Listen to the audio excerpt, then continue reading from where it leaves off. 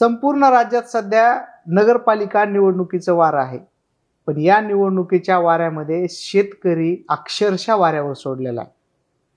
ऊस उत्पादक अक्षरशः मराठवाड्यामध्ये पिळवटून निघाला. त्याचं कारण आहे त्यांना दिला जाणारा 2400 रुपयांचा दर.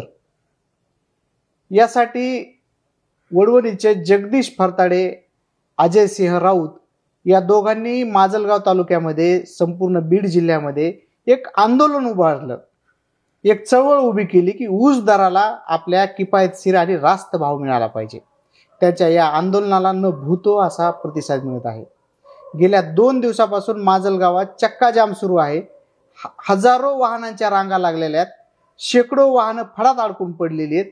आज आपल्यासोबत जगदीश फरताडे आहेत. आपण जगदीश फरताडेंकडनं जाणून घेणार आहोत की हे ऊस आंदोलन नेमकं कसं सुरू झालं आणि आता त्याचा एंड काय असणार आहे. जगदीशराव, तुमचं या कार्यारंभाच्या विशेष मुलाखतीमध्ये तुमचं स्वागत आहे. हे आंदोलन नेमकं कसं उभं राहिलंय आणि काय सुरू आहे या आंदोलनात, तुम्हाला जरा विस्ताराने सांगा. आपल्याकडे सुरुवातीला एक सहकारी साखर कारखाना होता आणि प्रत्येकच वर्षी ऊसाचं मिसमॅनेजमेंट व्हायचं आणि दर 3-4 वर्षाला ऊस अतिरिक्त व्हायचा. त्यामुळे ऊस आपला जातोच याच्यावरती शेतकरी उपकाराच्या भावनेनं पाहत होते की कोणता तरी कारखाना आपला ऊस नेतोय. त्यानंतर आपल्याकडे बजाज म्हणजेच नॅचरल ते आपला NSL शुगर्स ची स्थापना झाली, छत्रपती शुगर्स झाली आणि केंद्र शासनानं गुळ उद्योगांना पण मान्यता दिली. गुळ उद्योगांना मान्यता दिल्यानंतर माजलगाव तालुक्यामध्ये 3 गुळ उद्योग उभा राहिले. म्हणजे जवळपास 6 कारखाने आज ऊस प्रोसेस करणारे किंवा शुगरकेन क्रशिंग करणारे आहेत, गाळप करतात. आता काय आहे की एक शेतकरी आंदोलनातील कार्यकर्ते म्हणून आम्हाला कायमच वाटत राहतं की शेतकऱ्यांना रास्त भाव मिळाला पाहिजे, हमी भाव मिळाला पाहिजे, तर तो सगळ्या पिकांना मिळाला पाहिजे. स्वामीनाथन कमिशन त्याच्यासाठी आहे, आपल्याला माहिती आहे. पण ऊसासाठी थोडीशी वेगळी पद्धत आहे आणि आतापर्यंत उपकाराच्या ओझ्याखाली दबलेला जो शेतकरी होता, 2022-23 ला आपणही मोठं सहकार्य आम्हाला केलं होतं. ऊस अतिरिक्त झाला होता. 5 वर्षाला ऊस अतिरिक्त होणार. तर यामध्ये काय आहे, ऊस अतिरिक्त झाला त्याचं एक बर्डन शेतकऱ्यांवरती येतं की कुठल्या तरी मार्फत आपला ऊस गेला पाहिजे. त्यामुळे तो भावाचा विचार करत नाही आणि मग भावाचा विचारच करत नाही. त्याच्यामुळे हे आंदोलन पश्चिम महाराष्ट्रासारखं आपल्याकडे कधी होत नव्हतं. यावेळेस काय झालं, पश्चिम महाराष्ट्रामध्ये मोठ्या प्रमाणावरती दरवर्षीच आंदोलन होतात. तशाच पद्धतीचं आंदोलन कर्नाटकला सुद्धा झालं आणि कर्नाटकला शेतकऱ्यांनी वेळोवेळी विनंती करून वाहतूक ठेकेदार किंवा ऊसतोडीवाले यांना विनंती करून त्यांनी काही ऐकलं नाही. त्यामध्ये एक वेगळा प्रकार असा घडला की ट्रॅक्टर्स जाळण्यात आले आणि ते सगळं सोशल मीडियातून जो आपल्याकडे ते व्हिज्युअल्स पोहोचले, त्यामुळे शेतकऱ्यांना वाटलं की आपल्याला भाववाढ मिळाली पाहिजे. आता सुरुवातीला काय झालं, काही तरुण कार्यकर्ते, प्रथमतः तर मला थोडंसं आपल्याला करेक्शन करायचंय की या आंदोलनामध्ये जगदीश फरताडे किंवा फक्त अजय राऊत नव्हे, युवा शेतकरी संघर्ष समिती काम करते आणि त्यामध्ये असंख्य तरुण आहे. जे तुम्ही म्हणता की हे आंदोलन न भूतो न भविष्यती ह्याला हे मिळतंय, पहिल्यांदाच बघतो ना सगळं. तर त्यामध्ये अनेक तरुण आहेत आणि मग त्या तरुणांनी काय केलं, सुरुवातीला आपल्या पट्ट्यात एक गुळ उद्योग आहे यशवंत ॲग्रो, तिथं हंगाम चालू होणार होता. तर त्यांनी इंटरव्ह्यू करण्यासाठी त्यांना फोन केला की तुम्ही काय भाव देणार आहे का आम्हाला, म्हणजे काय तुमचा भाव आहे. एकतर गुळ उद्योग FRP वगैरे ह्या कायद्यात बसत नाही. शुगर केन ऍक्ट मध्ये शुगर इंडस्ट्रीज बसतायत. आता ह्या काही महिन्यामध्ये महाराष्ट्र सरकार गुळ उद्योगांना पण त्या याच्यामध्ये आणण्याच्या प्रयत्नात आहे. त्यामुळे त्यांनी उडवाउडवीची उत्तरं दिली. आम्हाला एक युनिव्हर्सल ट्रूथ असा आहे मराठवाड्यामध्ये, तुम्ही भाव किती देणार म्हटल्यानंतर साखर कारखाने सांगतात शेजारच्या पेक्षा 50 रुपये जास्त. बरोबर, शेजारच्या पेक्षा 50 रुपये जास्त देऊ म्हणजे काय. चलनामध्ये देवाणघेवाण ह्या आधुनिक युगामध्ये होत असताना अजून पण बार्टर सिस्टमवरच आपण डिपेंडेंट आहे. म्हणजे किराणा दुकानावर ज्वारी बाजरीवरती चालायचं चलन, बरोबर, पैशावर चालायला पाहिजे, तर ते म्हणतात 50 रुपये जास्त. तर त्यांनी सांगितलं की आम्ही बाकीच्यांपेक्षा जास्त देऊ आणि मग हे सगळं सांगत असतानाच अजयला एक समजलं की यांचे एक इंटरनल यांच्या असोसिएशनची एक बैठक झाली. बरोबर. आणि त्या बैठकीमध्ये त्यांनी 2400 रुपयाचा भाव काढलाय. ओके. मग आता अजयकडे स्वतःकडे ऊस पिकतो, माझ्या नावावर 2-3 एकर शेती, माझ्याकडे ऊस पिकतो, आणि त्या पट्ट्यामध्ये आपल्याला ज्ञात आहे की त्या सर्व पट्ट्यामध्ये पूर्ण ऊसच ऊस आहे. आणि आत्ताची जी अतिवृष्टी झाली त्या अतिवृष्टीमध्ये गोदाकाठची गावची गावं गेली, ऊस बुडाला, सोयाबीन, कापूस सगळं बुडालं. मग आता काय हातात राहिलं? ऊस राहिला. बाकी गोष्टींना जे अनुदान जाहीर केलं त्या अनुदानामध्ये 31,000 कोटीचं काय हातात मिळालं हे संशोधन करणं गरजेचं. परंतु खाली अशी स्थिती आहे की आमच्या हातात काही फार लागलं नाही. मग आता ऊसावरती डिपेंडंट आहेत आणि मग ऊसाच्या आकड्यांचे हिशोब लावायला लागले. एक हेक्टरी किंवा एकरी 50 टन होईल आणि मग 50 गुणिले मग किती मिळतील त्याचा आकडाच नाही ना आमच्याकडे. वर्षानुवर्ष हा नसायचा. परंतु यावर्षी त्याची प्रकर्षानं आम्हाला गरज भासली, कारण आमचं बाकीचं काही हातात राहील. आणि मग त्या गुळ उद्योगावरती ह्यांनी म्हटले की हे मोळी हे टाकणार आहे, त्यांचं ते चालू करणार आहेत. आणि मग तिकडे गेला असताना ह्यांनी म्हणले की चालू करणार नाही, तुम्ही आमच्याशी चर्चा करा. ते म्हणले नाही चालू करणार. आणि ह्यांनी गुपचूप पद्धतीने मोळी टाकायला सुरुवात केली. हे पोरांना कळताच मग ह्यांनी अचानकपणे त्या ठिकाणी धाड टाकल्यासारखं आंदोलन केलं. गव्हाणीत जाऊन बसले. आणि गव्हाणीत जाऊन बसल्यानंतर मग त्याने सुरुवातीला धाराशिवकडले कुठले तरी ते ग्रस्त आहेत, त्यांनी ते उद्योग टाकलेले आहे. आणि मग ते उद्योग म्हणजे त्यांनी हे केलं, विरोध वगैरे केला, थोडस आरेरावीची भाषा केली. आता हे आंदोलन शेतकऱ्यांच्या हितार्थ व्हायचं, याची चर्चा शेतकऱ्यांच्या बाजूने व्हायची, तर ह्या आंदोलनाची चर्चा विपरीत होऊ लागली. कशी? आपल्या भागामध्ये हा कारखाना आलाय, आपली पोरं नोकरीला आहे, आणि मग हे सगळं होत असताना ह्यांना पटत नाही. आता कोणतेही राजकीय बॅकग्राऊंड नसलेली लोक आहे आम्ही, आणि मग पटत नाही म्हणल्यानंतर अजय उद्विग्न झाला. हो बरोबर आहे. त्याचा एक व्हिडिओ सुद्धा आला होता. त्यानं सोशल मीडियावर व्हिडिओ केला की आम्ही तुमच्यासाठी करायचं आणि मग तुम्ही अशा पद्धतीचं आमच्या हीन भावनेनं आम्हाला वागणूक द्यायची, मागे बॅक बायटिंग करायची, पारापारावर चर्चा करायच्या, राजकीय दृष्ट्या प्रेरित आहे म्हणायचं. मग अजयला मी फोन केला. म्हणजे मलाही त्यावेळेस खूप वाईट वाटलं होतं त्याचा व्हिडिओ बघून. मला अक्षरशः डोळ्यात पाणी आलं होतं किंवा एखाद्यानं प्रामाणिक आंदोलन करायचं आणि त्याला अशा पद्धतीचे लोकांनी दुष्ण द्यायची. आंदोलन कोणाचं तर शेतकऱ्यांसाठी, दुष्ण कोण देणार तर शेतकरीच देणार. तर वाईट वाटलं होतं. मी सोशल मीडियावर एक पोस्टही लिहिली त्याबद्दल. मी आपलीच पोस्ट पाहिली होती. मी अजयला कॉल केला, पुढे काय? तर तो म्हटला की पुढे काय करायचं आता हे शेतकऱ्यांशी आपण. मी म्हटलं परत एकदा शेतकऱ्यांवर विश्वास आहे का? ते मग आमची चर्चा झाली. आमच्या त्या चर्चेचा सार असा आहे की आमच्या घरी कुणी काय आलं नव्हतं, आमच्याबद्दल काम करा, आमच्यासाठी तुम्हाला काय कोणी, आम्हाला त्याचा नाद आहे म्हणा किंवा आम्हाला त्याच्याबद्दल संवेदना आहेत. त्यामुळं मग ती बैठक लावायचं ठरवली आणि 3 नोव्हेंबरला ती बैठक लागली. माळेवाडी सुलतानपूर म्हणतात त्याला, तिथं ते यशवंत ॲग्रो त्याच्या शेजारीच ती बैठक लागली. आणि मग त्या बैठकीमध्ये ह्या ऊस आणि या समजा कारखानदारीच्या सगळ्या या क्षेत्रामध्ये सगळी पोरं नवीन आहेत. हो बरोबर. ह्याचं नॉलेज थोडस कमी आहे. बरोबर. आणि मग त्या ठिकाणी गेलो आणि अजयला मी थोडस विनंती केली की हे आंदोलन आता लोक म्हणताय ना, लोक काय म्हणत होते की तुम्ही हिंमत दाखवा, तुमच्यात एवढीच हिंमत आहे तर तेलगावच्या साखर कारखान्यावर करा, तुमच्यात एवढीच हिंमत आहे तर छत्रपती शुगर्स वरती करा. म्हणजे लोकांचं भावना अशी होती की हे गुळ उद्योग आहे, छोटा आहे, हा माणूस बाहेरून आलाय म्हणून ही जाणून बुजून यांच्या गुळ उद्योग. आमचा तर काय तसा हेतू नव्हता. पण म्हटलं आता हे चॅलेंज आपण स्वीकारायचं. चॅलेंज स्वीकारायचं तर मग आता आमची कुमक छोटी, तेलगावर करायचं, छत्रपती शुगर्सवर करायचं, तर ते मग पुन्हा तेलगावर केलं तर मग राजकीय दृष्ट्या प्रेरित आहे. तुम्ही सारखं दादांनाच नावं ठेवत आले, प्रकाश दादांना. आता प्रकाश दादा सत्तेत आहेत, आम्ही विरोधी पक्षात असताना, संघटनेत असताना आम्ही सत्ताधाऱ्यांकडून अपेक्षा करणार. बरोबर. मोहन जगताप विरोधात आहेत, बरोबर, मोहन दादा, त्यांच्याकडून अपेक्षा तर करणार नाही. परंतु ते तसं होत नाही. मोहन जगताप दादांच्या कारखान्याच्या विरोधात केलं असतं तर ते लोक उलट म्हणले असते काय.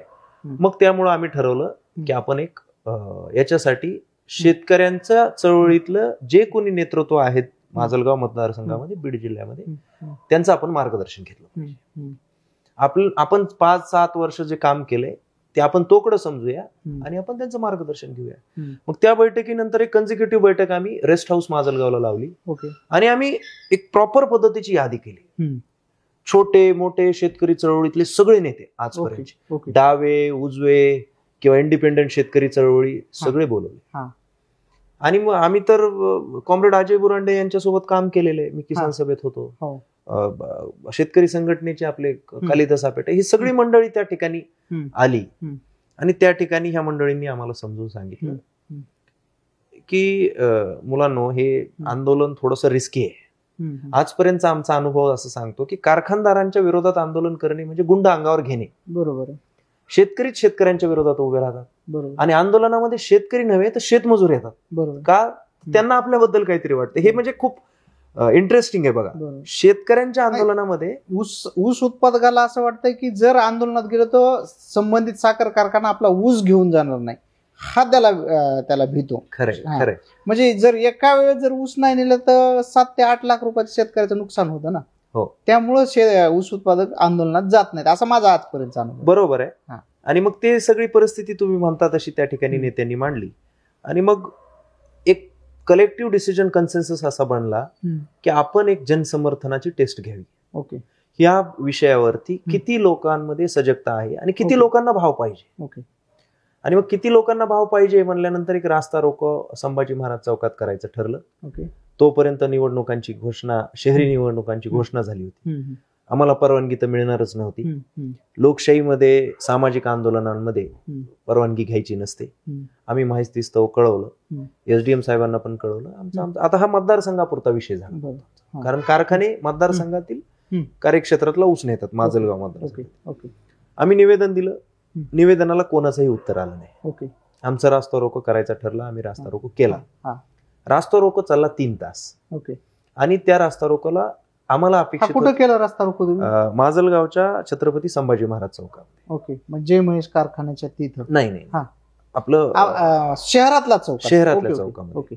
तर त्या ठिकाणी केला, कारण कोणत्याही कारखान्यांमध्ये आम्ही डिस्क्रिमिनेशन करत नाही, भेदभाव करत नाही. कोणतेही कारखानदार आमचे जवळचे नाहीत, मित्रही नाहीत आणि शत्रूही नाहीत. कारखाने आपल्यासाठी आहेत, पण ते आपले शत्रूही नाहीत आणि मित्रही नाहीत. त्या उद्देशानं आम्ही प्रशासनाकडे मागणी करायची या दृष्टीनं आंदोलन केलं. आणि त्याला आणखी एक किनार आहे, ती अशी आहे की ह्या सगळ्या कारखानदारीच्या लिगल बाबींमध्ये शुगर केन कंट्रोल ऍक्ट आहे, तो खूप पूर्वीचा आहे, म्हणजे 1960-70च्या दशकातला आहे. त्याच्यामध्ये महसूलच्या लोकांना काही पॉवर्स आहेत, इंटरमिडिएट करायचं, मध्यस्थी करायचं. त्याच्यामुळे आम्ही महसूलकडेच ते सगळं हे केलं. आणि दुर्दैवाची बाब म्हणा की किंवा सुदैवाची म्हणा, त्या दिवशी एक ग्लोबल विकास ट्रस्ट परळीला आहे, त्या ठिकाणी कृषी मंत्री आले होते केंद्रीय, पोलीस फोर्स तिकडे होता, सगळं प्रशासन तिकडे होतं. आमच्याकडे प्रशासनाचा माणूस निवेदन घ्यायला सुद्धा येईल. कसा तरी आम्हीच फोन करून कन्व्हिन्स करून तो माणूस आणला. शेतकऱ्यांच्या भावना कशा असतात, एक ते एकत्रित येत नाहीत. आले, बसले तर आता उठायचं नाही म्हणतात. पण आंदोलनाचं नेतृत्व करताना आपल्याला लक्षात घेतलं पाहिजे, 5 लोक म्हणताय उठायचं नाही, पण पोलीसच 15 आहेत.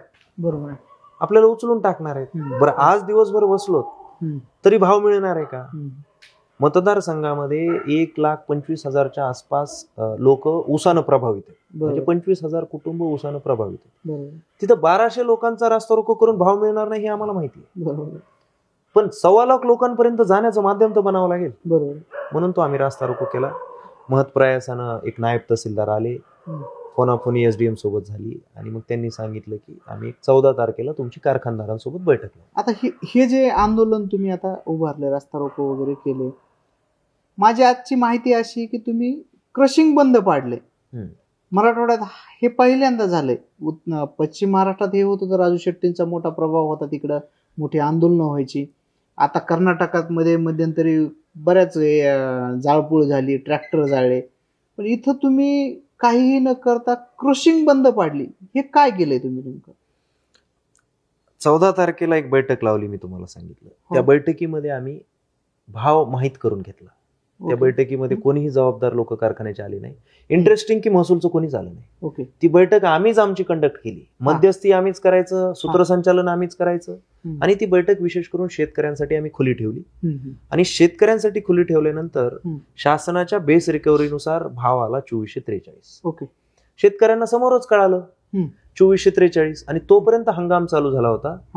घृष्णेश्वर सारख्या साखर कारखान्याने 3121 दिला, तिकडं राजनीनं काल परवा 3000 दिला.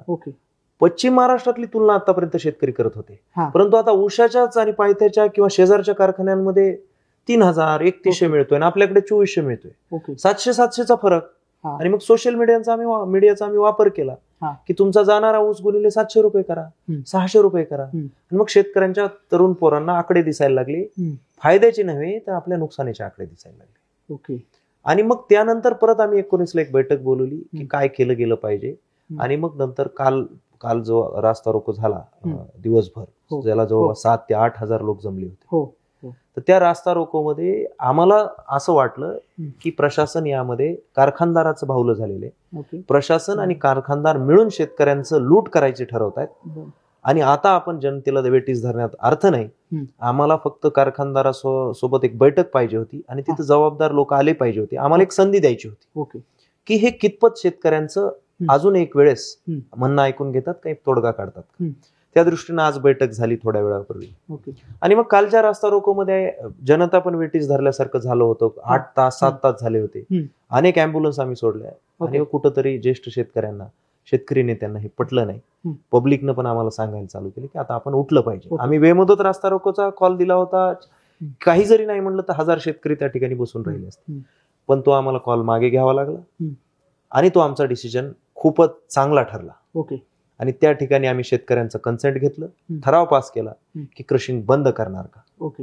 आणि क्रशिंग बंद केल्यानंतर युवा शेतकरी संघर्ष समितीच्या सदस्यांनी शेतकऱ्यांना विनंती केली, बागायतदारांना, ऊसतोड कामगारांना, वाहन मालकांना. इंटरेस्टिंग गोष्ट अशी आहे की शेतकऱ्यांच्या आंदोलनाला ऊसाच्या सहसा पाठिंबा कोयता वाहनधारक देत नाही. पण आमचा जो कालचा रास्ता रोको होता त्याला त्यांनी पूर्ण पाठिंबा दिला.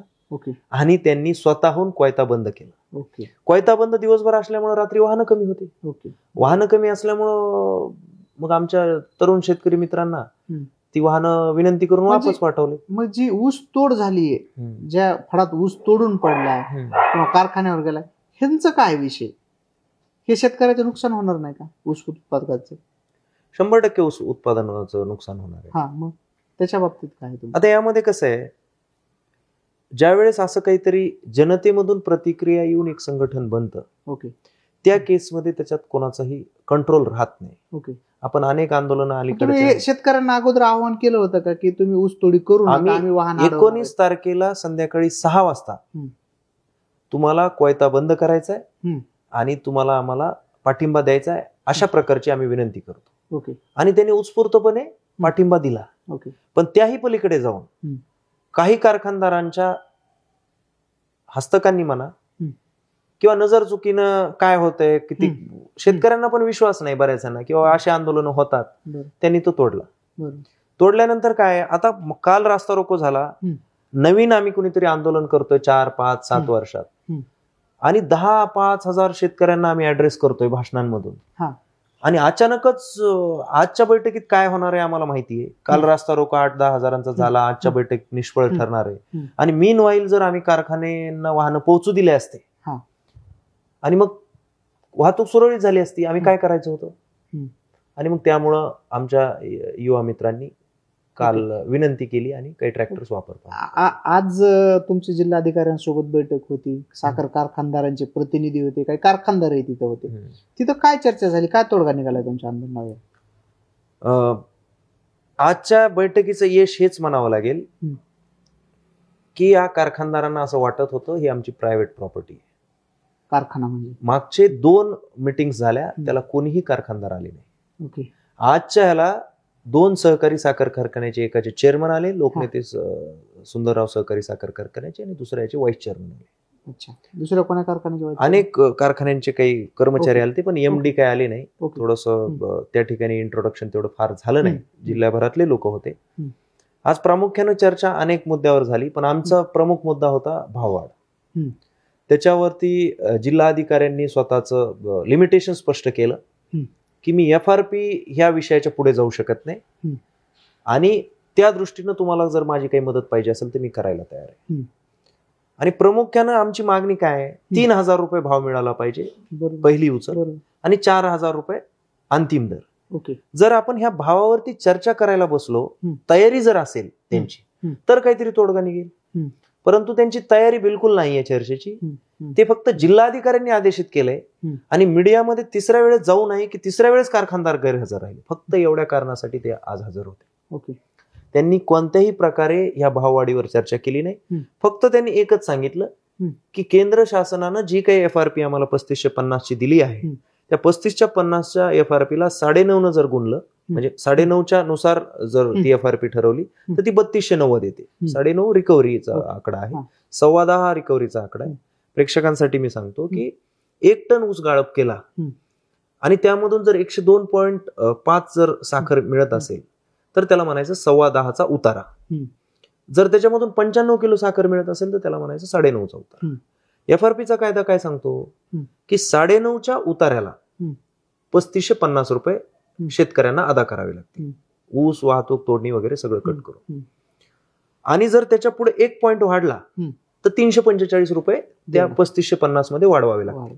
आणि जर 1 पॉइंट कमी झाला तर 346 रुपये कमी करावे लागतील. तर त्यातही 9.5च्या खाली जर जात असेल 10.15 पासून तर कमी करता येणार नाही.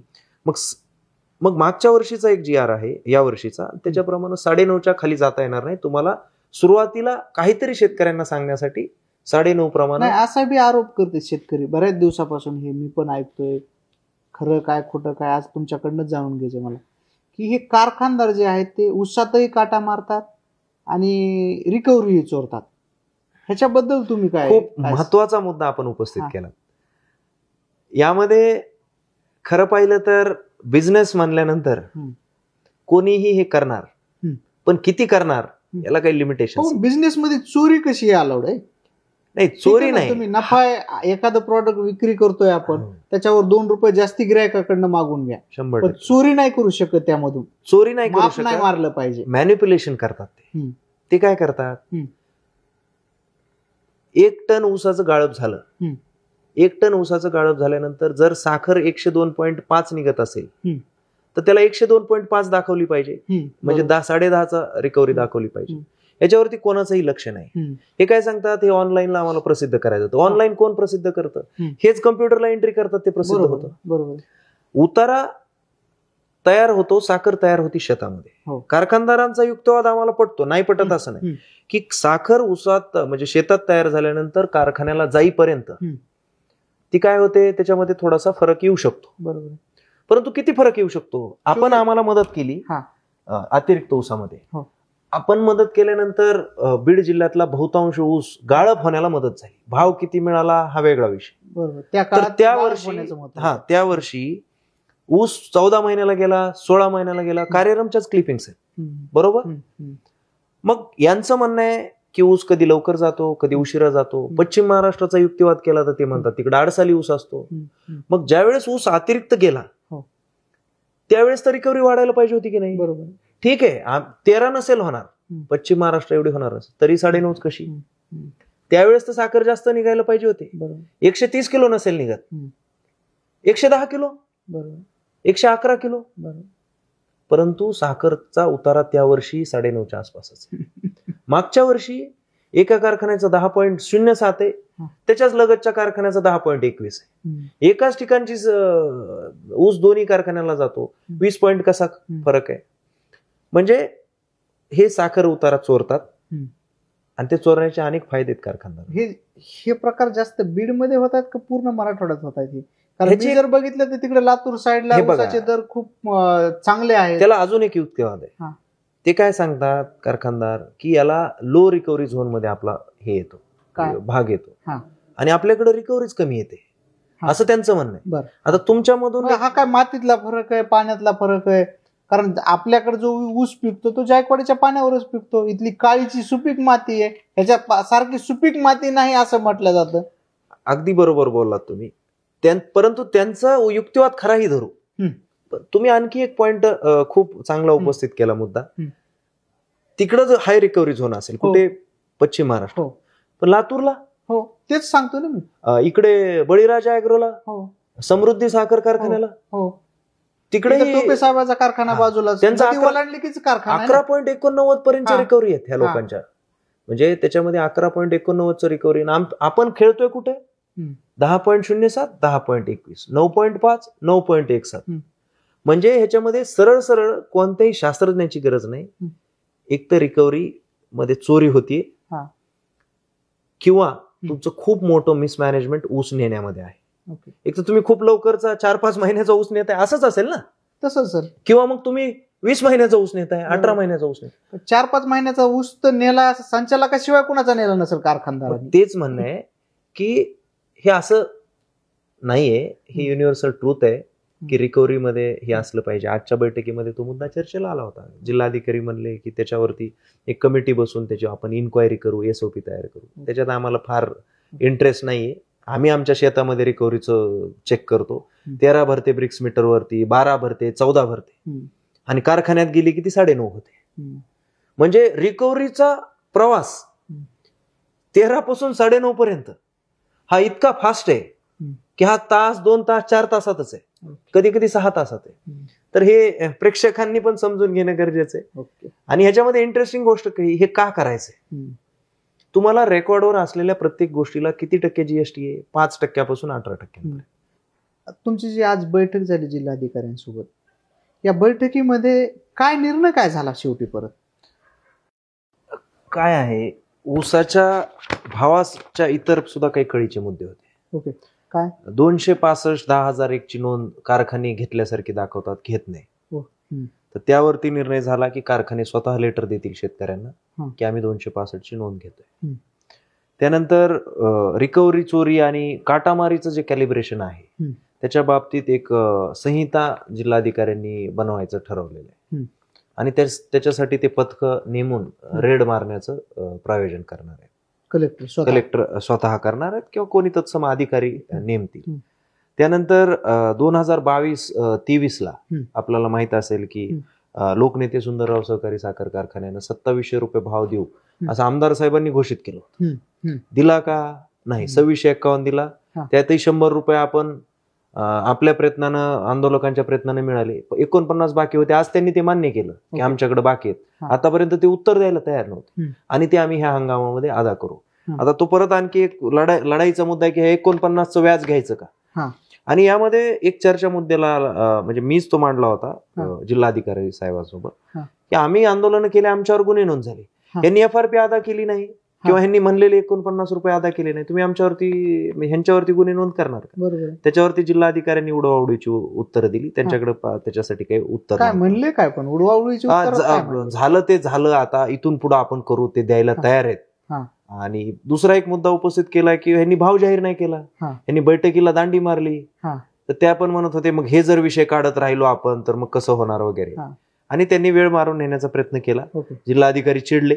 शेतकऱ्यांना आणि शेतकऱ्यांच्या पोरांना ते शिस्त शिकवू लागले. इतके लोक बोलले तर जमणार नाही, असं नाही तसं नाही. मुळामध्ये आम्हाला जर ह्या गोष्टी येत असत्या, आम्ही कशाला ह्या बाकीच्या गोष्टी मध्ये पडलो असतो. हे आंदोलन मूलतः खऱ्याखुऱ्या शेतकरी पोरांचे. ते शेती करणार का व्यवस्थित बसायचं बघणार, कधी बोलायचं कधी थांबायचं, कोणत्या मुद्द्यावरती बोला. रांगडे शेतकरी पोर आहेत. ते तावानं बोलू लागले जिल्हाधिकाऱ्यांना, ते आवडलं नाही. म्हणजे आपको इतका वक्त दिया, ऐसा हुआ वैसा हुआ, आणि तन उठून जाऊ लागले. आम्ही बहिष्कार टाकला बैठकीचा. आणि मेरे पास टाइम आहे. त्यांना अजून ह्या विषयाचं गांभीर्य जिल्हाधिकारी साहेबांना दिसत नाही. तुम्ही खूप गांभीर्यानं ह्या प्रश्न आम्हाला विचारतायत की मराठवाड्यामध्ये हे पहिल्या वेळेस कसं केलं. हे बघा, कुणीतरी भाडोत्री लोक आणून हे करण्याचा प्रकार नाहीये. मनात असलं ना, स्वतःचे शेतकरी स्वतः सुद्धा भावाचं सुद्धा ट्रॅक्टर जाऊ द्यायनात. जे आधी भावकीत भांडत होते ते सख्या भावाचं ट्रॅक्टर फडाच्या बाहेर पडू द्यायनात. ते म्हणतात ऊस उभा राहू दे, पण एका ट्रिप माग 5-10 हजाराचं नुकसान कशाला सहन करतोस. आणि मग भाऊच भावाचं ट्रॅक्टर रोखायला लागल्यानंतर आम्हाला काय रोखायची गरज आहे. युवा शेतकरी संघर्ष समिती हे पहिल्यांदा झाले का? तर ते ह्याच्यामुळे झाले की तुम्ही किती अन्याय करणार, किती साम्राज्यवाद करणार. एखाद्या घरची मांजर जरी तुम्ही कोंडली याच्यामध्ये रूम मध्ये, एखाद्या खोलीमध्ये, आणि तिला तुम्ही मारायला लागले तर ती नरड धरणारच आहे ना एक दिवस. तुम्ही इतका अन्याय केला, राजकीय दबावापोटी ऊस नेतोय म्हणून तुम्ही इतकं प्रेशराईज केलं शेतकऱ्यांना, त्याच्यात त्यांनी धन्यता मानली किती दिवस. कार्याराम सारखे डिजिटल मीडिया आहे आज, लोक सोशल मीडियाला ट्रेंड करतायत, पोरं सगळी पोरं हुशार झाली ना, बरोबर, पोरं हुशार झाली, इथं बसून मुख्यमंत्र्यांना ट्रोल करतायत, तुम्हाला का नाही करणार? आणि कारखान्यांची संख्या जास्त झाली, उत्स्फूर्त पद्धतीने बंद पाळला. तर त्यांना ती गोष्ट लक्षात आणून देत होतो आम्ही की तुम्ही ह्याला सिरियस घ्या. परंतु आजही जिल्हाधिकारी साहेब या बाबतीत तेवढे सिरियस आहेत मला वाटत नाही, आणि त्यांना कारखानदारीतला अभ्यास नाहीये. एकतर कम्युनिकेशन गॅप आहे, शेतकऱ्यांची पोरं मराठीत बोलत होते, त्यांचं हिंदी मध्ये बोलत होते, थोडंफार मराठीमध्ये पण बोलत होते, परंतु त्यांना तेवढं मराठी ज्ञात नाही. त्यांनी चांगला प्रयत्न केला, आम्हाला त्यांच्या प्रोफेशनवर जायचं नाही, त्यांचा चांगला प्रयत्न होता समजून घेण्याचा, परंतु कारखानदारी मधले ते नाहीयेत. रेग्युलर बैठका होणं अपेक्षित असतं शुगर केन ऍक्ट अंतर्गत, त्या प्रसिद्ध होणं अपेक्षित असतं, त्या शेतकऱ्यांपर्यंत पोहोचत नाहीत. त्यामुळं ही बैठक फक्त सोपस्कार झाला. याच्यावरती ऍक्च्युअल जो आमचा मुद्दा आहे, खराखुरा मुद्दा, घामाचे दाम, त्याच्यावरती खरीखुरी चर्चा झालीच नाही. कारखानदार बैठकीला आले होते, त्यांची काय भूमिका राहिली या सगळ्याच्या? कारखानदारची एकच भूमिका राहिली, त्यांनी थोडंसं कलेक्टर साहेबांचं त्यांच्या दृष्टीचं ज्ञान अवगत केलं. बाकी ते सांगत होते की लो रिकव्हरी कशी आहे, सॉइल इथली कशी रिकव्हरीसाठी पोषक नाही, FRP प्रमाणे आम्ही 2443 देऊ शकतो, त्यातही MSC बँक टॅगिंग नुसार आम्हाला 2300 रुपये देते, मग आम्ही पहिला हप्ता कुठून द्यायचा, आणि मग आमच्यावरती गुन्हे नोंद होतात. आणि त्यांना शासनाचा GR आहे की ऊस घेऊन गेल्यापासून 14 दिवसामध्ये पेमेंट करायचं. तर त्यांनी पेमेंट केलं का, हा मुद्दा उपस्थित आणला. ठीक आहे, भाव आमचा कसा जाहीर होईल, आतापर्यंत तुम्ही कधी भाव जाहीर नाही केला, यावर्षी भाव नाही जाहीर केला तुम्ही, पण जे काही बँकेनं दिले तुम्हाला ते तुम्ही का नाही टाकले शेतकऱ्यांना पैसे? मग एक कारखानदार म्हणले की नाही, तुमचं आंदोलन चालू होतं आणि म्हणूनच आम्ही ते पैसे दिले नाही. म्हणजे निमित्त शोधलं, आणि असेच निमित्त ते शोधत होते. एक कारखानदार उच्च शिक्षित दाखवत होते, मला त्यांचा निषेध करावा वाटतो. एक म्हणजे ज्येष्ठ नेते, शेतकरी चळवळीतले शेतकरी नेते कालिदासजी आपेट जिल्हाधिकाऱ्यांना काही प्रश्न विचारत होते. तू मैमे थोडस झालं, नाव घेतो ना काय, लोकनेते सुंदरराव सहकारी साखर कारखान्याचे चेअरमन माननीय वीरेंद्र सोळंके, त्यांना आम्ही जिल्हाधिकाऱ्यांना ऍड्रेस करून बोलायचं ना आपण. थेट कालिदास आपेटांना त्यांनी विचारलं, तुमचं शिक्षण किती, तुम्हाला कितपत माहिती आहे ह्याच्यातलं? ही पद्धत आहे बोलण्याची. आयुष्य गेलं. मी काय म्हणतो, कालिदास आपेटांच्या ऐवजी 18 वर्षाचा शेती करणारा पोरगा असू द्या, who gave this right to ask someone about his education? तुम्ही तुमचं मॅन्डेटरी डिस्क्लोजर्स मध्ये करता का किती एज्युकेशन आहे? तुम्ही स्वतःचा शिक्षणाचा बडेजाव इथं आणू नका. आम्ही US कॅनडाला आयुष्य घातलेले, आम्ही पण उच्च शिक्षित इंजिनिअरिंगच्या डिग्र्या घेतलेल्या आहेत. आम्ही नाही कधी तुम्हाला विचारलं. आम्ही विचारलं प्रकाश दादाचं शिक्षण काय, मोहनदादांचं काय, NSL शुगरच्या ह्याचं काय. आम्ही तुम्ही आमच्या कारखानदारीचं नेतृत्व करताय, निमूटपणे आम्ही सहन करत आलो. तुम्ही मानता आणि तो देता आणि तो भाव विश्वासानं घेत आलो. ज्यावेळेस आमच्या लक्षात आलं 49 जाहीर करून तुम्ही तो देत नाही, त्यावेळेस पासून आम्ही तयारीला लागलेलो आहे. हे आंदोलन अचानक झालेलं नाही, याच्या 4 वर्ष झालं आम्ही तयारीत होतो. ठीक आहे, आम्हाला रिस्पॉन्स आता मिळाला, परंतु एकदा ऊस अतिरिक्त झाला, त्यानंतर मराठा आंदोलन होतं. मोठ्या प्रमाणावर शेती मराठ्यांना आहे, ओबीसीना सुद्धा आहे, पण ओबीसींची पण तरुण पोरं ओबीसी आंदोलनात होते. शेतकरी आंदोलनाला फारसा स्कोप नव्हता.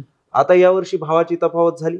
ओबीसी आणि मराठा आंदोलन थोडस ते त्यांच्या मुद्दे काही निकाली निघालेत किंवा स्टेटस को मेंटेन आहे म्हणून ते थोडस थांबलेलं आहे. शेतकरी चळवळीत कुठून आले हे मुद्दे?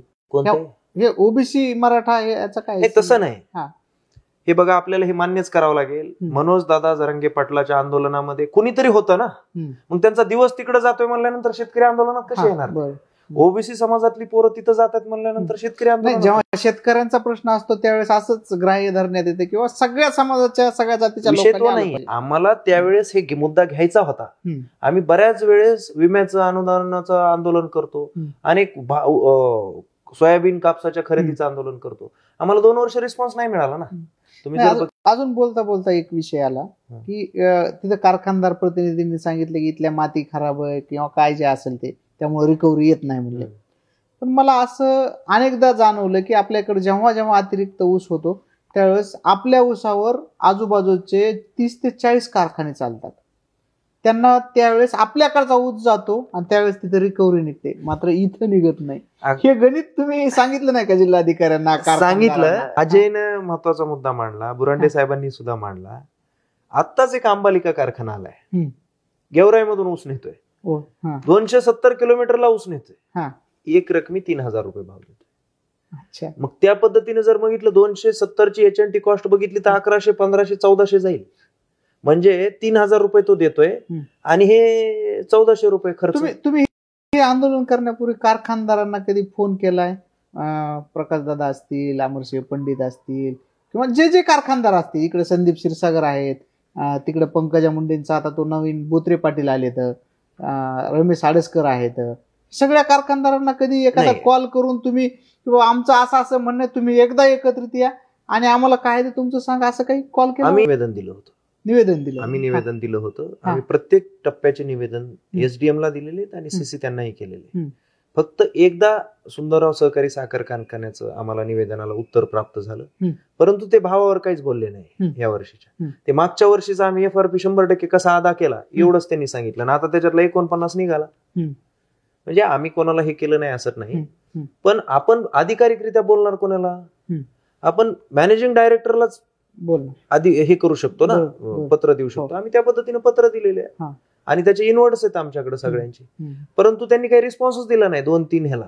पण आता हे तुमचं आंदोलन सुरू आहे, सगळे शेतकऱ्याची मुलं आहेत आंदोलनात, कारखानदारांकडे शक्ती खूप मोठ्या प्रमाणावर असते, सगळीच शक्ती त्यांच्याकडे, तन मन धन जे काय असायचं ते सगळं वापरणार, पोलीस बळ वापरणार.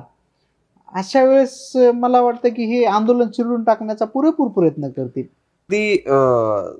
जे इतिहासात घडलं तेच आपण सांगितलं, परंतु इतिहासात काय घडलं तर कारखान्यावरती ठिया व्हायचा. बरोबर. आणि कारखान्यावरती ठिया व्हायचा तर गावगुंड पाठवायचे, शेतकरी शेतकऱ्यांच्या विरोधात घालायचे, आणि कारखाना एक असल्यामुळे शेतकरी घाबरायचे, आंदोलक, ते आंदोलन मोडीत निघायचं. आता विषय काय आहे? आता आंदोलन त्यांच्या ठिकाणी चालूच नाहीये. आंदोलनाचं ठिकाण आहे आमचा फड. आंदोलक कोण आहे? आम्ही. आणि बागायतदार कोण आहे? आम्हीच. काय दबाव आणणार आहेत ते, आणि किती लोकांना दबाव आणणार आहे? जगदीशवर आणू शकतील का? अजयवर आणू शकतील, कॉम्रेड अजय बुरांडेवर आणू शकतील. पोलिसांनी परवा आम्हाला अटक करण्याची तयारी चालवली होती. त्यावेळेस युवा शेतकरी संघर्ष समितीने आपत्कालीन मिटिंग घेतली आणि त्यामध्ये असं ठरलं की आपल्याला सर्वांना अटक झालं तरी शेतकरी याचं नेतृत्व करतील. त्यामुळे हे आंदोलन इतकं पुढे गेलेलं आहे, त्यांच्या अजून प्रशासनाच्या लक्षात नाही, कारखानदारांच्या लक्षात नाही, त्यांनी सिरियसच घेतलं नाही, त्यांनी अजून सिरियस घेतलेलं नाही. आज थोडं सिरियस घेतलं त्यांनी, परंतु ते भावावर आले नाही. त्यांनी सिरियसनेस कुठपर्यंत घेतला? आपलं नुकसान होईल. लोकनेते सुंदरराव सहकारी साखर कारखान्याचे तेलगावचे चेअरमन तावातावाने आजच्या बैठकीत म्हणत होते, याचं कोण देणार नुकसान, याचं कोण देणार? आमच्या शेतकऱ्यांचं इतक्या वर्ष झालं नुकसान, त्याचं कोण देणार? आणि मग ते प्रश्न विचारत होतो, पण ते तू मयमय होईल ना. 1 to 1 आम्हाला त्यांच्याशी भांडायचं नाही, आमचं त्यांचं काय वैयक्तिक वैर नाही. परंतु ते काय म्हणत होते हे मी तुम्हाला सांगतो. म्हणजे त्यांनी किती जरी ठरवलं तरी हे आंदोलन आपापसात शेतकऱ्यांनी ठरवलं की हे ऐकत नाहीत किंवा अन्य काही कारणानं उशीर होतोय तर वेगळा निर्णय केला जाऊ शकतो. किंवा हे 3,000 म्हणतायत, आम्ही 3,000 म्हणतोय, ते 4,000 म्हणतायत, काहीतरी तोडगा निघतोय. आणि ज्येष्ठ शेतकरी नेते कोल्हापूर मधले आम्हाला काही मार्गदर्शन करतायत की पहिल्या टप्प्यात ह्या वर्षी मिळते तर घ्या. अशा केसमध्ये काही होईल ह्याच्यामध्ये. त्यातही सगळ्यांशी चर्चा करून, बंद खोलीत चर्चा करून, मी जगदीशनं काहीतरी ठरवलंय. किती किती किती भाव घ्यायचा तुमच्या डोक्यात? पहिली चल आम्हाला असं वाटतं की 3,000 रुपये आम्हाला मिळाली पाहिजे आणि अंतिम बिल 4,000 रुपये मिळालं पाहिजे. सगळ्यात जास्त कोणता कारखाना देतोय? आता एक महाराष्ट्रामध्ये दालमिया शुगर्स आहे, 3600 मला वाटतं 40च्या आसपास काहीतरी, 3640 प्रति टन. आणि मराठवाड्यातला काल परवा ग्रशनेश्वर शुगर्स गाडगे पाटलांचा कारखाना आहे खुलताबादचा, त्यांनी आतापर्यंत उच्चांकी 3121 बिल अदा केले. जाहीर नाही केलं, अदा केलंय. तर त्याच्यामुळे तो हायेस्ट आहे. काल रांजणीच्या आपल्या बीबी ठोंबरे साहेबांनी सुद्धा 3,000 रुपये देण्याचं पत्रक काढलं. इथल्या कारखानदारांनी हा दराचा विचार केला पाहिजे. निदान किमान 3,000च्या जवळपास आलं तर ते जवळ यायलंय आपल्या. हे नाही जवळ आले ते, पण 3,000 दर आपल्या माजलगावकडे सरकायला लागलाय. आता रांजणीच्या म्हणजे एनसाई sugars, natural sugars and allied इंडस्ट्रीजनं केलं. आता ते बजरंग बाप्पा सोनवणेंचा जो येडेश्वरी कारखाना आहे त्यांनी केलं, आज दर जाहीर केला. किती केला त्यांनी 3,000 रुपयाचा दर जाहीर केलाय, परंतु आम्ही त्याचं समर्थन अजून केलेलं नाही. आम्ही आज दुपारी सांगितलं होतं की जर तेलगावनं पण हे आपलं केजनं पण नाही जर जाहीर केलं तर आम्ही केजची सुद्धा पुरवठा रोखणार. मग आमच्या आंदोलनाचं यश म्हणा किंवा ते कदाचित जाहीर करणारच असते, आम्हाला काय म्हणजे अनवॉन्टेड क्रेडिट घेण्यात काय अर्थ नाही. त्यांनी आज जाहीर केला, परंतु आम्हाला फोन आले यांनी हे जाहीर केलंय, त्यांच्या अभिनंदनाच्या पोस्ट वगैरे करायच्या का. आम्ही सांगितलं इथं कागदावरती सगळं चालतं, त्यांनी जर लेखी जाहीर केला असेल तर त्यावेळेस युवा शेतकरी संघर्ष समिती त्याचा अभ्यास करेल की पहिला हप्ता कितीचा देणार आहे, पहिली उचल, ते सगळं 3 मध्येच गुंडाळणार असतील पुन्हा फसवणूक आहे ना. फसवणुकीच्या बाबतीत आता आम्ही हे झालेलो आहे, फसवणूक सहन करण्याच्या माहित करून घेण्याच्या सराईत झालेलो आहे. आम्ही शेतकरी चळवळीत लोक, कर्जमाफीत आमची फसवणूक होते, मागच्या कर्जमाफीत होते, आदिवासींच्या जमिनी नावावर करून द्यायच्या, कसणाऱ्यांच्या नावावर जमिनी करा त्याच्यात फसवणूक होती. त्यामुळे ते आम्हाला पक्क कळालेलं आहे. तर समितीने असा निर्णय घेतला आमच्या की तुम्ही काय करा, लेखी द्या, त्याच्याशिवाय आम्ही समर्थन करत नाही आणि अभिनंदनही करत नाही. परंतु 3,000चा आकडा आला की नाही तिथपर्यंत, आता तो खाली सारखायला पाहिजे. तो लोकनेते सुंदरराव सहकारी साखर कारखाना एक पालक म्हणून, जुना कारखाना म्हणून त्यांनी ते दिला पाहिजे. त्याचं अनुकरण बाकीचे करतील ना. बरोबर आहे, त्यांनीच पुढाकार घेतला पाहिजे. याचं क्रेडिट घ्या ना. माझी तयारी आहे. समजा चेअरमन कुणी जरी असले तरी हे कारखानदारीमध्ये ग्रामीण भागामध्ये आपल्याला माहित असतं कारखाना कोण चालवतो. प्रकाशदादांना विचारल्याशिवाय कारखाना चालणार आहे का. प्रकाशदादांचा सत्कार करू ना. आता या सगळ्या आंदोलनाचं पुढचं स्वरूप कसं असणार आहे तुमचं नेमकं? पुढचं स्वरूप म्हणजे आताच एक बैठक झाली. आंदोलक समजा तुमचं सगळं आंदोलन मुळीत काढण्याचे प्रयत्न होणार पहिल्यांदा, तरी तुम्ही टिकले तर म्हणतो मी, जाणीवपूर्वक शब्द वापरला, कारण हे कारखानदार अनेक चळवळी यांनी मोडीत काढल्यात आतापर्यंत. त्यांना आतापर्यंत म्हणजे गेल्या 30 वर्षात तुम्ही खंबीर भेटले, तरुण पोरं हुशार झाले, सोशल मीडियानं हुशार केले, आपली लूट कशी होती ते त्यांना कळलं म्हणून हे हुशार झाले. पण हे त्याच्यातही यांनी जर तुमचं आंदोलन दाबलं किंवा दाबण्याचा प्रयत्न केलाय पुढं, तर ह्याचं काय स्ट्रॅटेजी काय ठरली पुढे? स्ट्रॅटेजी आम्ही एवढ्या ताकदीनं ह्याच्यात उतरलोय, कुठल्याही आगाऊच्या वल्गना आम्हाला करायच्या नाही. मुळामध्ये आमची लढाई भावाची जरी असली तरी आमचे इंटरनल टार्गेट समितीचे सेट आहे. ते टार्गेट काय आहेत? भावाची आम्हाला रेस करायची आहे का? 100% करायची. पण आम्हाला रेस करायची आहे जनसमर्थनाची. पश्चिम महाराष्ट्रामध्ये जनसमर्थनाच्या आधारावरती आंदोलन होतं आणि त्याच्या आधारावरती भाव मिळतो. तर आमची तयारी जनसमर्थन बांधण्याची जास्त आहे. पब्लिक फेसिंगला आम्ही काय मानतोय, भाव पाहिजे का? 100% पाहिजे. परंतु जनसमर्थन आम्हाला प्राप्त करायचंय, याच्यासाठी आमचा लॉंग टर्म प्लान आहे. आम्हाला बिलकुल घाई नाहीये. आम्ही 5 वर्षाचा प्लान आखलेला आहे. त्यामुळे यावर्षी खरं पाहिलं तर अनपेक्षित आहे आमच्यासाठी सुद्धा. आम्हाला हे अपेक्षित नव्हतं की आम्हाला इतक्या मोठ्या प्रमाणावरती रिस्पॉन्स मिळेल आणि शेतकऱ्यांची पोरं हे आंदोलन हातात घेतील. आम्ही ठरवलं होतं की किमान 3ऱ्या वर्षी आपल्याला क्रशिंग बंद करता येईल. पण आम्ही क्रशिंगची हाक दिली आणि ती यशस्वी होताना दिसते.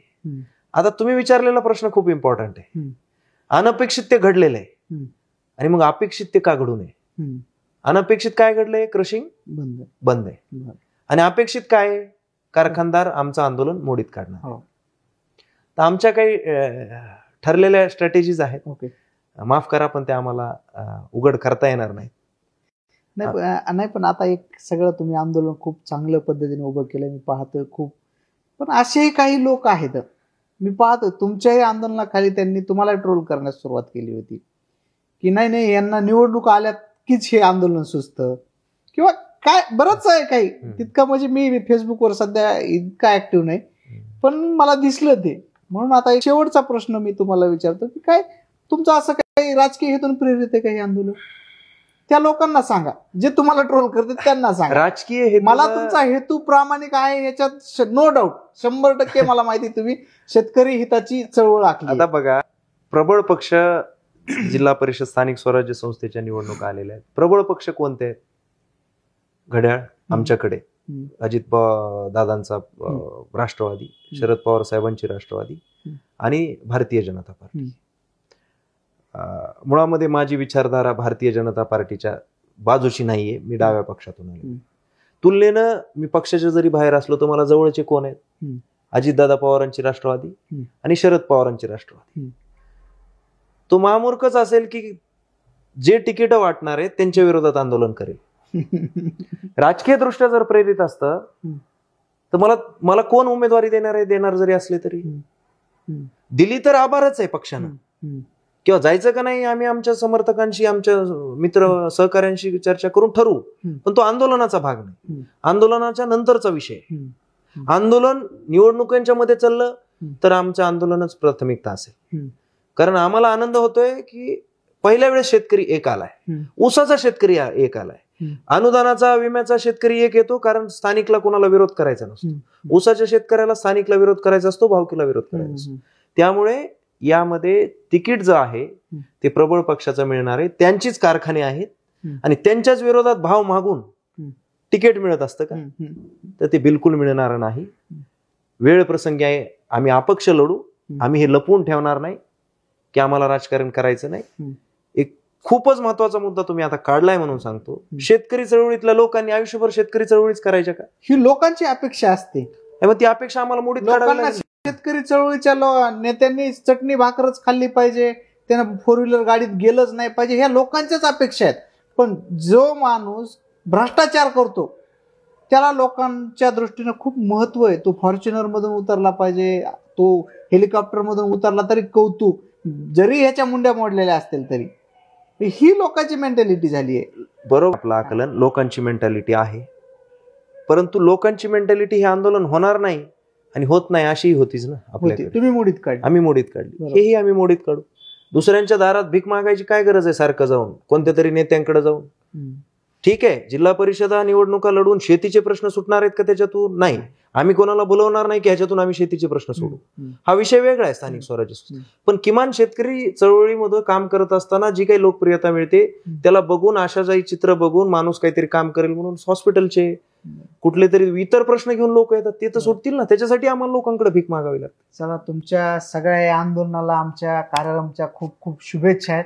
धन्यवाद. आंदोलनात शेतकऱ्यांना चांगला भाव तुम्ही मिळवून द्याला अशी आम्हाला खात्री.